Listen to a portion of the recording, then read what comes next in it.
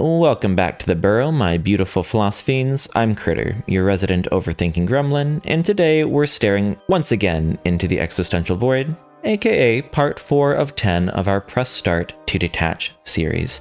How to handle criticism like a pro. If you missed part 3, Stop Seeking Approval, how about you press pause and go check it out? Because today, we're leveling up from ignoring opinions to dissecting them like a horror protagonist analyzing jump scares. And of course, your free gift is lurking in the description below, my 10 dumb smart tools to outwit your brain PDF. Because nothing says emotional armor like weaponized game logic. And pro tip, download it now before your inner critic starts overanalyzing its own feedback. The first time you encounter a true villain in a horror game, whether it's the relentless Mr. X in Resident Evil 2, or the whispering entities of Phasmophobia, you learn something essential about fear.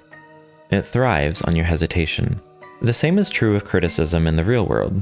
Most people either crumble beneath it or rage against it, but neither response serves them.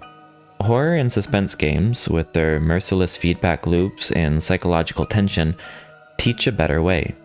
To face criticism with the cold, analytical detachment of a survivor. In Alien Isolation, the xenomorph is an unstoppable force. Engaging it head-on is suicide.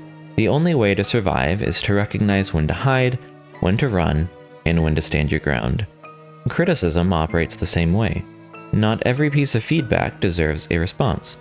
Destructive criticism, the kind meant to wound, not to improve, is like the xenomorph. It exists only to hunt you. Engaging with it gives it power. The key is to ask yourself, is this criticism a genuine threat or just noise? A boss's harsh but fair notes on a project? That's a threat worth addressing. A stranger's venomous comment online? Now that's a xenomorph in the vents. Ignore it, and it will eventually move on. Psychological horror games like Silent Hill 2 and Layers of Fear don't rely on jump scares alone. They burrow into your mind, making you question what's real and what's imagined. The protagonist's greatest enemy is often their own guilt, shame, or self-doubt. This mirrors how we process criticism. The words themselves might be harmless, but our own insecurities amplify them into something monstrous. A single offhand remark from a colleague can echo in your head for days, warping into a chorus of imagined slights. The lesson here is to separate the criticism from the fear it triggers. Just as Silent Hill forces you to confront your demons to progress, you must ask, is this feedback true? Or is it just my own paranoia giving it weight? In mystery thrillers like Her Story or Returnal, the path forward is obscured.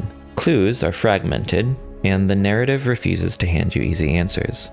The player's job isn't to react emotionally, but to piece together the truth from what's left behind.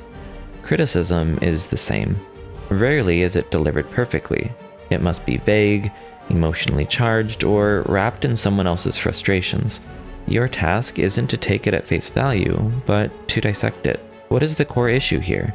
Is there something useful buried beneath the tone? Like a detective in a noir thriller, you must sift through the mess to find the real signal. Some of the best horror games force you to confront an uncomfortable truth. You might be the villain. Spec Ops, The Line, does this masterfully, revealing too late that the player's choices have had horrific consequences. It's like a brutal mirror, reflecting back the cost of unchecked aggression or blind obedience to orders. Criticism can serve the same function.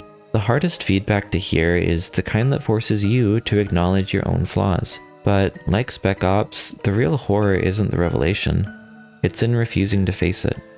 The moment you stop defending yourself and start asking, could they be right, is the moment you gain the power to change. Horror games like Amnesia, The Dark Descent, or Outlast don't offer peaceful resolutions. There's no talking your way out of danger, no compromise with the darkness. The only options are to flee or to push forward, no matter how terrifying the path. Criticism, at its core, is no different. You can run from it, ignore it, deflect it, drown it out, but that just leaves you trapped in the same cycle. The alternative is to move through it. Acknowledge it, sit with the discomfort, let it sharpen you. Because just as horror games reward those who face their fears, life rewards those who can stare down criticism and emerge stronger. Horror and suspense games are, at their core, about control. They teach you to manage fear, to parse threats, and to keep moving even when every instinct screams to freeze. Criticism is just another form of terror, one that can either paralyze you or force you to evolve. So the next time feedback comes your way, ask yourself, is this a xenomorph, something I should avoid entirely? Is this my own paranoia distorting things? Or is there a truth here I've been avoiding? Then do what every great horror protagonist does. Adapt, survive, and come out wiser on the other side. If this video helped you realize that criticism is just the real-world version of a boss fight, dodge, adapt, win, how about you do yourself a solid? Smash that like button to spite the algorithm, and once again, your own self-doubt, comment your most unhinged I survived feedback moment, subscribe if you want part 5, keeping composure under pressure, because we're not done stress testing your emotional reflexes yet, and remember, whether you're dodging trolls online or xenomorphs in alien isolation, the burrow is always open. See you next time, Philosophians.